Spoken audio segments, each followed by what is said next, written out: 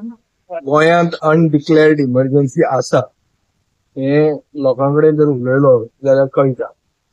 सगळे थराचे आर्टिकल 352 और 360 वापरत नासतना जी दादागिरी सरकाराची चलता ती सगळे पुताचेर दिश्टी पडटा, सगळे गांवांत दिश्टी पडटा. आज काँग्रेसीचे आमदार विकते घेवन सरकाराक तिची मनमानी इतली वाडल्या, करप्शनाक आडावो घालपाक लोकायुक्ताक आसलो जाल्यार केसी तो कांय डिसायड करता.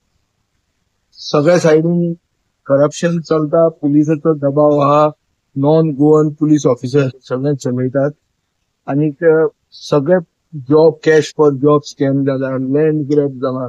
हे सगळे इश्यूज आसतना ही सिव्हील लिबर्टी ही ती दवरूंक जाय. ही सिव्हील लिबर्टी काबार करपाक एक्टिविस्टांचे फाटल्यान जो कोण उलयता ताचे फाटल्यान लागप हे सरकाराचो सारको थंब रूल जाल्लो. अशे परिस्थितीन जे भशेन इमर्जन्सीच्या नंतर लोकांनी रिझल्ट दाखयलो तो रिझल्ट गोंयान 1977 जाल्ली ती वस्त जावपाक जाय. ती जर जायना जाल्यार गोंयकारपण साल्वार जायना, गोंयचे फुडले पिळगेक कांय फुडार ना आणि गोंयचे फुडले पिळगेक जर फुडार ना जाल्यार गोंय म्हणटे उरचें ना. सो ही अनडिक्लेअर्ड इमर्जन्सी इतल्याच खातीर केल्ली आहा की गोंय व्हरून ते घाटार विकूंक मेळचें आणि ते विकपाचो प्रोसेस आता ऑन गोईंग. हो सरकार तांकां असो मेळ्ळा की दिल्लीच्यान बसून सगळे गोंयचे डिसिजनां घेतात, पयशे घेतात हांगा आनी गोंय व्हरून विकतात. आणि कोण जर उलयलो जाल्यार त्या मनशाच्या फाटल्यान नासतात.